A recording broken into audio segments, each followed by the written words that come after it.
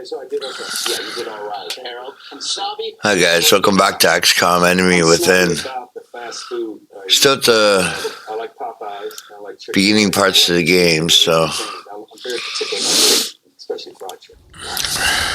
Judge. so let's see. People would lick their fingers when they would like eat chicken or something like that. They would have seen that. I'm like, where did they learn how to do that? Ugh. It's disgusting. I guess I'm snobby about language. I'm very snobby about people who use too many catchphrases. Like, let's unpack this at the end of the day. I won't be around. That's why I don't want Fox and Friends. Will you stop hitting the joke? What age would you consider yourself an adult? Just 16. Oh, was that the first time? You drove? It's plenty of things to say. She's not denying it, Harold. What age did you consider yourself an adult? Well, probably 14 or 15, but I got my first summer job when I was 13. I got one when I was 12. So do I. I was a paper boy when I was 9. I worked in dairy. Ah. That's a good age. A 9-year-old out and about knocking on the door. Raised by wolves. What about you, Brian? When did you consider yourself an adult? I would say I got my working papers and I walked the streets for a job. Yeah, and the first person that hired me was Jerry Seinfeld's dad. Oh, wow. And before Jerry was famous, he had a sign shop. And he said, what would you do? I go, I hope you're around here. And he said, okay. So I would go out in the truck with the guys and hold the ladder and roll himself off the truck. And next thing you know, Seinfeld is just the most famous comedian in the world. And I'm still taking after that first thing he's walking the streets for a job. No, I just was. I find it. It's funny that Seinfeld's dad made signs. Yeah, he was saying that. And outside, he would paint himself on every sign. Yeah. All right. Well, you're I answered probably as soon as I started. You're a very mature baby. Yeah, so yeah. Yeah. How about you? I'm gonna say, I guess when I was 17. Was that It was a lonely night. Under a tree. Walking the dog. With the dog. The officer frisked me. All was well. All right, what more things are next?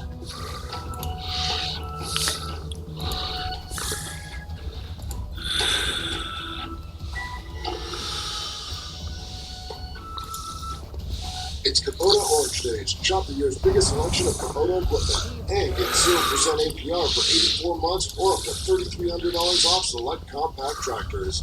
Find your nearest dealer at KubotaOrangeDays.com. So think about these. When it's time for an update or complete remodel, Remap is with you every step of the way. We're going to take everything down. From design and products to removal and installation, we handle the entire process to create a beautiful and functional bathroom for whatever your life needs. Rebath, with you every step of the way. Call or visit rebath.com for your free in-home design consultation. Most guys get serious eye bags as they get older. But most guys don't do anything about it because most guys don't really understand. Oh, that was a short one. They think it's too expensive and they don't believe anything actually works. But here's the thing. Most guys are wrong because there are actually a few ways to reduce your eye bags, and one of the easiest, Article 601 fits, actually works really well. And most guys actually can afford it. Because it's 601 formula means you're getting 6 points after 21. Just wash your face and then massage in the article for 30 seconds. Before you know it, you're looking younger than, well, most guys. But forget about most guys. Just be you, and a younger version of you. You can order right now at partofmen.com. We've got free shipping in the United States, plus 30-day money-back guarantee.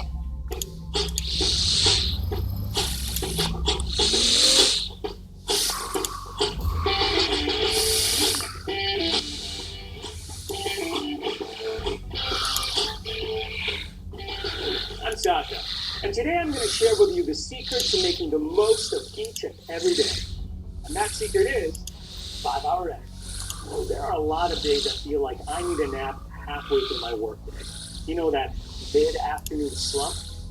Do you ever feel like your family and job responsibilities require more energy than you have? Do you spend your weekends recovering from your work week rather than getting out and enjoying your life? Give yourself some 5-hour energy the next time you're at your local convenience store or in the pharmacy sections of your bigger store. Find out how close you are to the nearest 5-hour seller by scanning the QR code on the screen, which will take you to a Find My Product map. A quick one. Sugary kid stuff. Zero dimes. XCOM. Remember the 5-hour energy ingredients. Everyday foods are already inside your body, like vitamin B.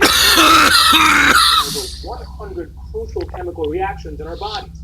Vitamin B12, which also plays many key roles in the production of energy.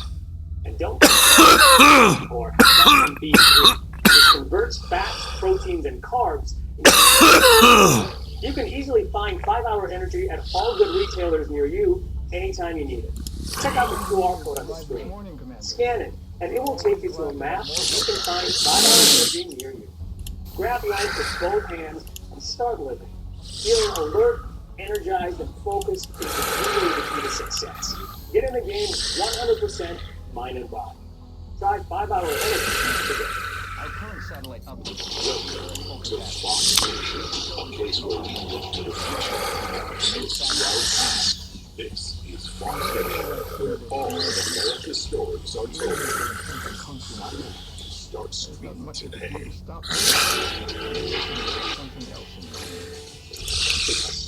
It's time now for one more thing, Brent. Oh, what a show tonight. We have the angel Shannon Green. Pyro, Captain Cyrus, that's tonight. My favorite segment.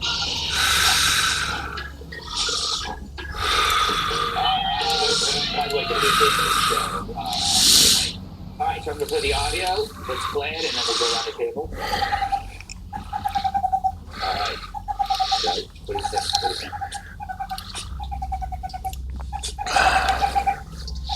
What is it, a bird? What is it?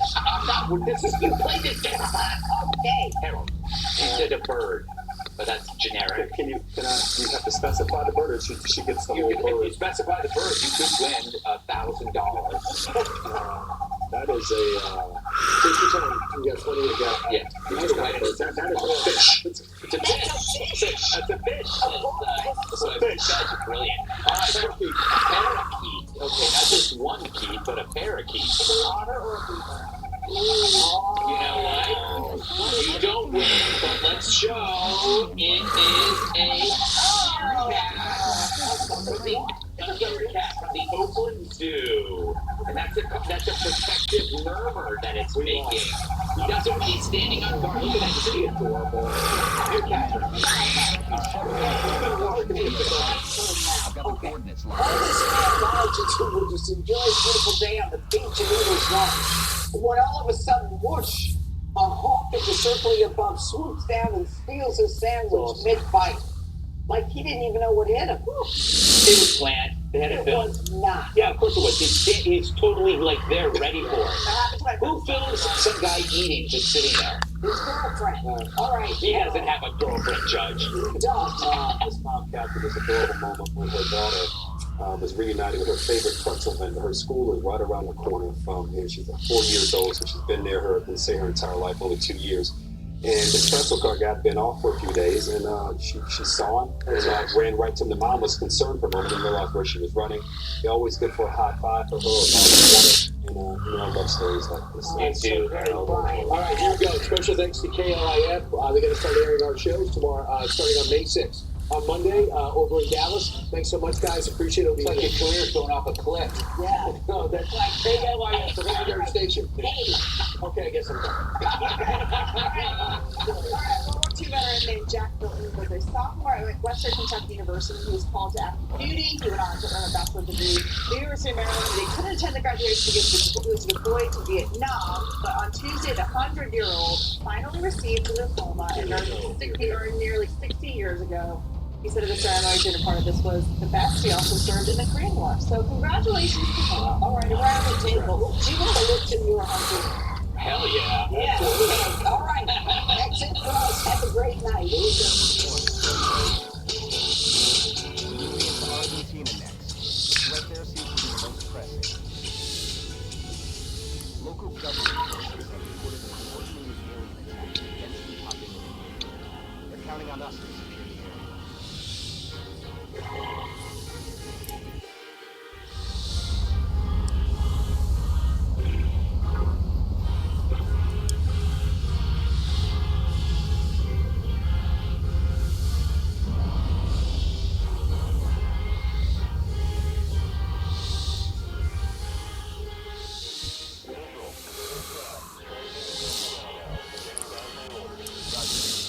Reading you 555. Strike 1 has the green light for deployment. Alien object in sight.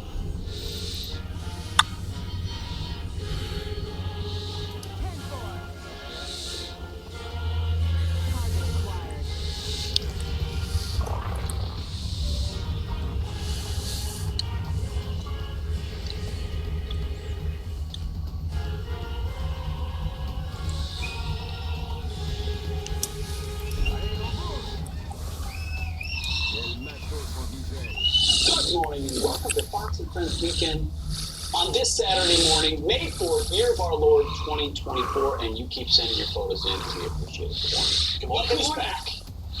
And you're back. I was told one of you was going to be here, and then I had this just happy surprise that you guys were, the band is back together. The band is back together. Yeah. The rumor floating around that I was off this week. It was. Everybody. I walked into the main area and Will was like, we thought Will was going to be gone. Rich was like, I thought you were going to be gone.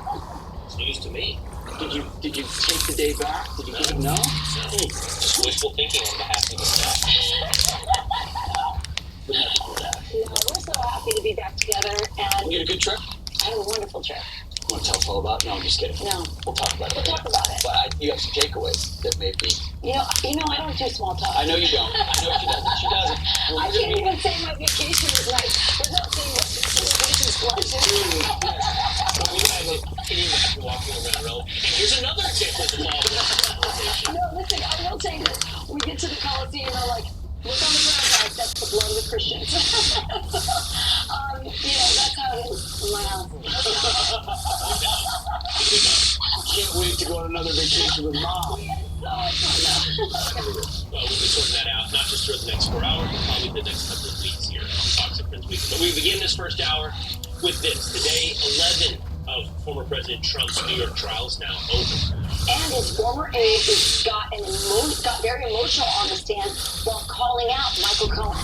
Chanley Painter joins us with the latest. Hey, Chanley. Hey, good morning, everyone. It was a dramatic conclusion to week 3 already in Trump's Manhattan trial. And former Trump aide and advisor Hope Hicks appeared to become emotional, like you said, Rachel. Oh, shit. As we know, Hicks was Trump's 2016 campaign press secretary. She went on to serve as his White House communications director. And on Friday, she spent about 3 hours testifying, telling the jury that in the days leading up to the 2016 election, when women were coming forward with allegations of affairs, Trump's interest in suppressing the stories stemmed from his desire to shield his family, specifically his wife Melania, and not how the allegations would impact his campaign.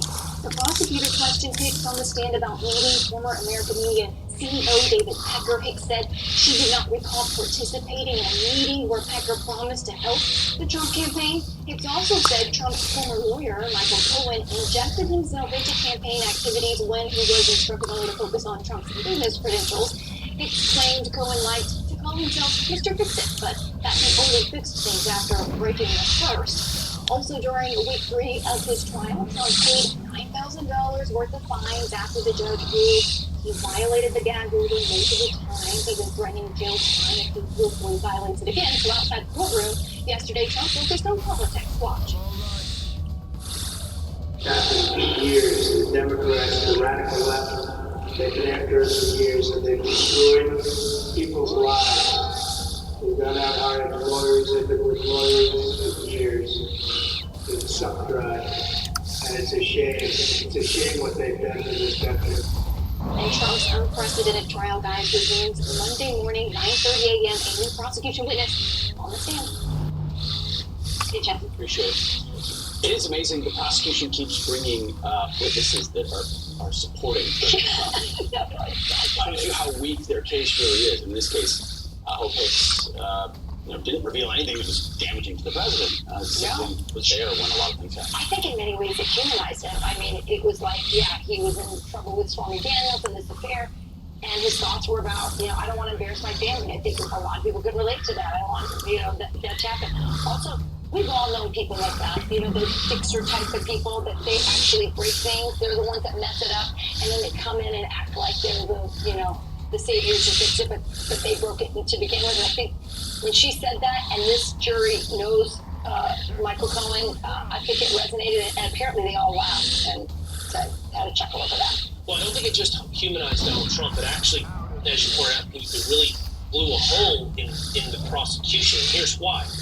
Because you'll remember that the underlying charges are misdemeanors who exceeded their statute of limitations. What the only the way to make fuck? these things see the light of day in a courtroom was to charge them up to felonies. In order for them to be felonies, they had to be election law violations. The election law allegation is Trump did all this to influence elections. Right. And Hope Hicks lays out he did this to shield his family from embarrassment. Greg Jarrett points out exactly how that affects the legal trial of the prosecution.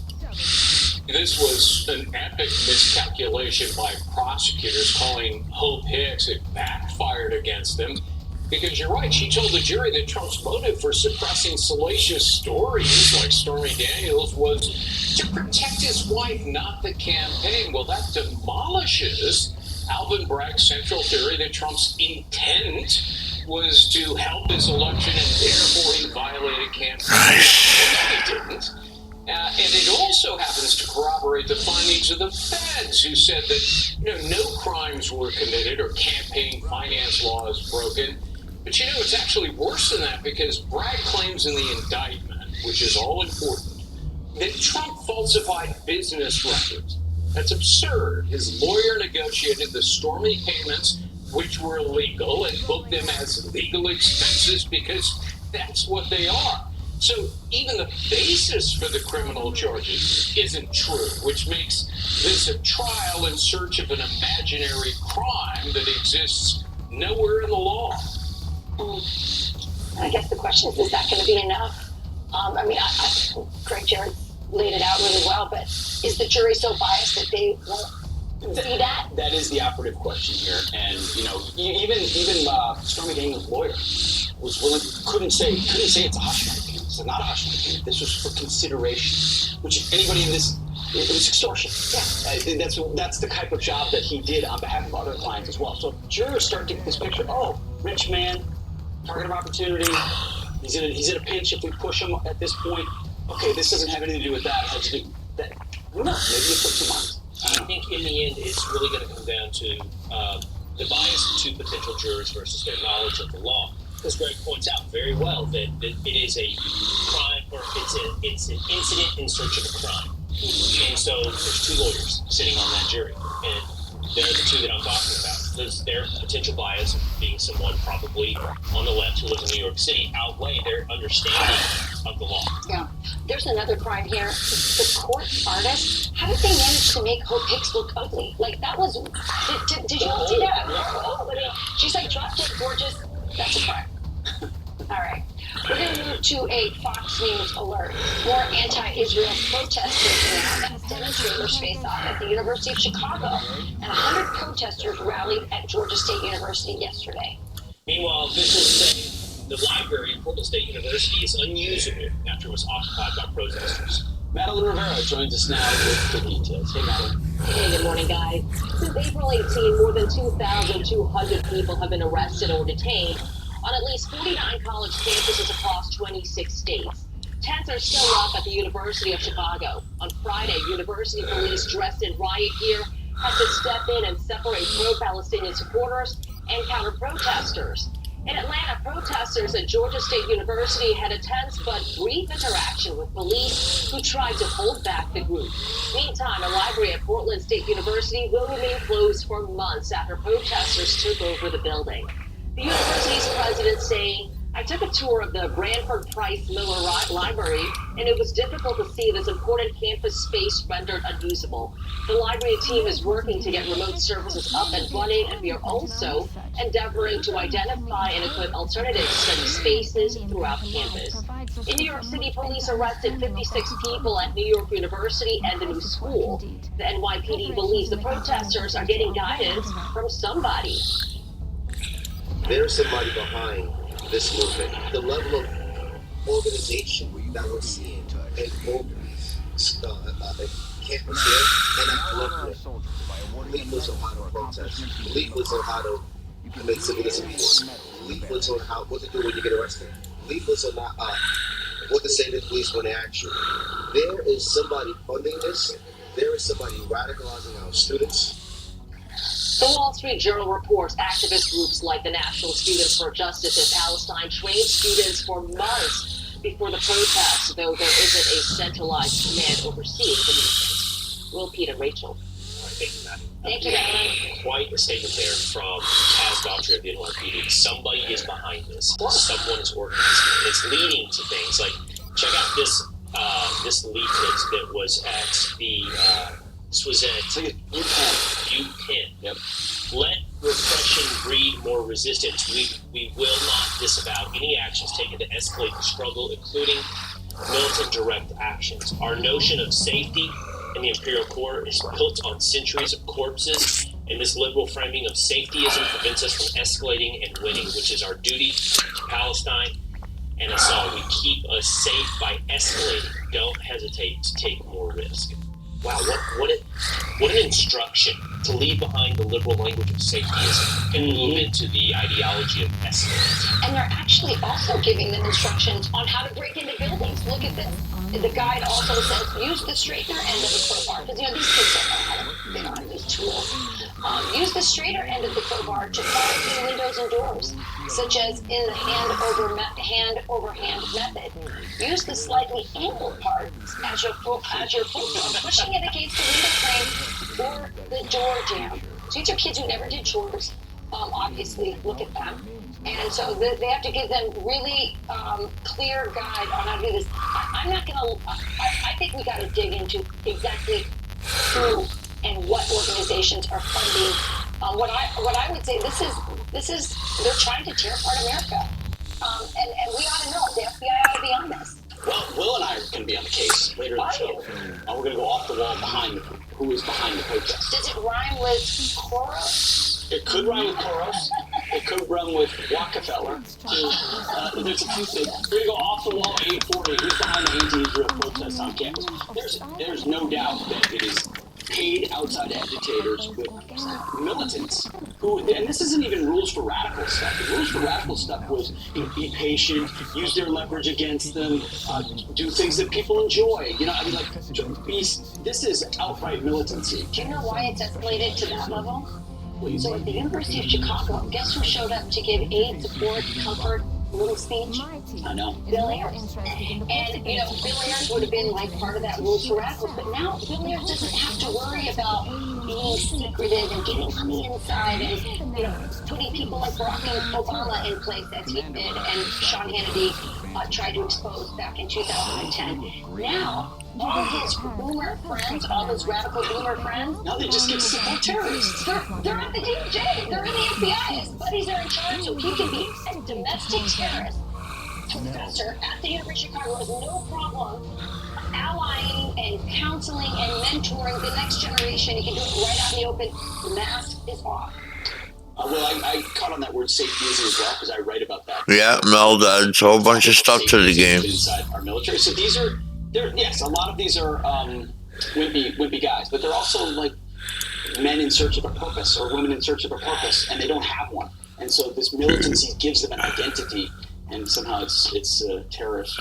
On my podcast this past week, we dug into the fact that King Baldwin, we're going to have you talk about it as well in a couple weeks, but King Baldwin, the 12th century Jerusalem king, is trending.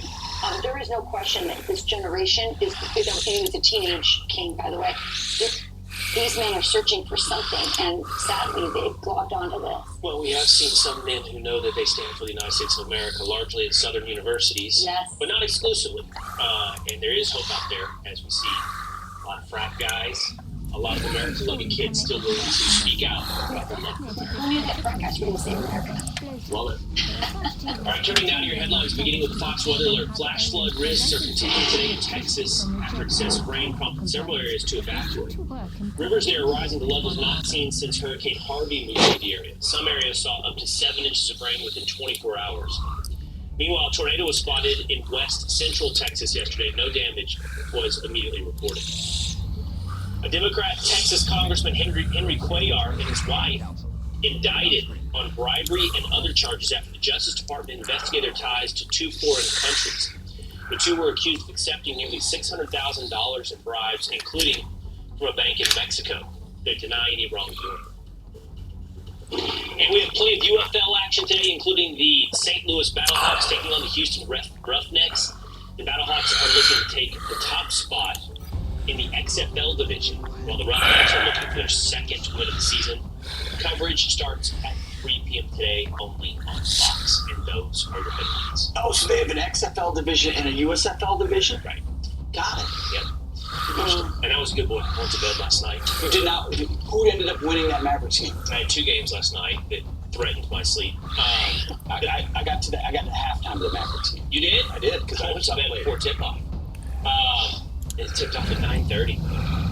The Mavericks closed out the Clippers. Move on to the second round, playing the Thunder. But the Stars lost against the Vegas Golden Knights. Dallas Stars, hockey team in Dallas. Why does Dallas have hockey? Nobody knows. Where did Dallas steal their hockey team from? Minnesota.